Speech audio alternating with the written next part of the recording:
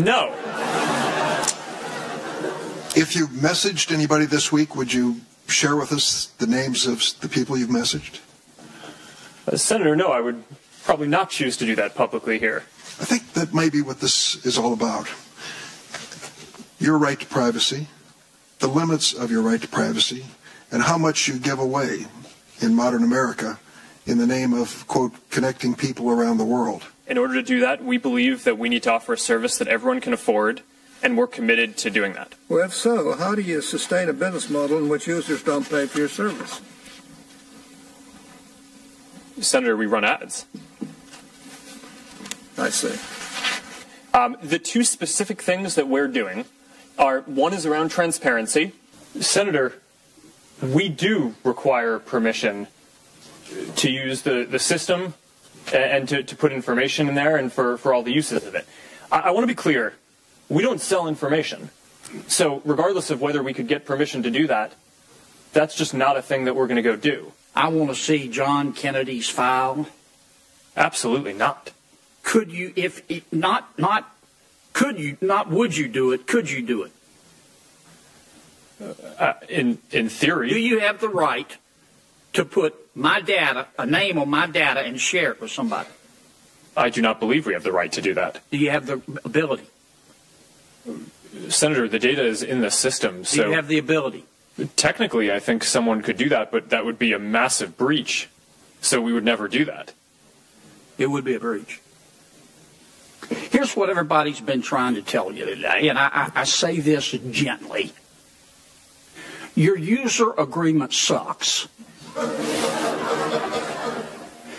You can spot me 75 IQ points. If I can figure it out, you can figure it out. The purpose of that user agreement is to cover Facebook's rear end. It's not to inform your users about their rights. Now, you know that, and I know that. I'm going to suggest to you that you go back home and rewrite it. Do you believe you're more responsible with millions of Americans' personal data than the federal government would be? Yes. I had this conversation with you in your office 7 years ago about this specific subject in Palo Alto. And I think that's really what the American people want to know right now. What is the protections of this? What are the protections that are going to be put on the books for their families, but especially for their children? Would you support a privacy bill of rights for kids where opt-in is the standard? Yes or no? Senator, I think that that's an important principle. And I appreciate that. And I think we should... Do we need a law to protect those children? That's my question to you. Do you believe we need a law to do so? Yes or no? Senator, I'm not sure if we need a law, but I think that this is certainly a thing that deserves a lot of discussion. I couldn't disagree with you more.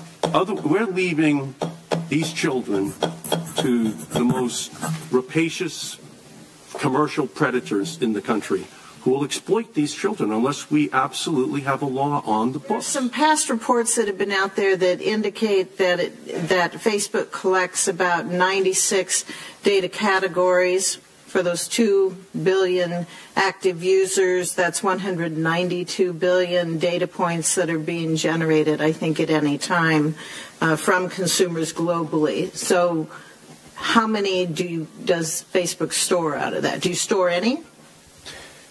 Senator, I'm not actually sure what that is referring to. On the points that you collect information, if we call those categories, how many do you store of information that you are collecting?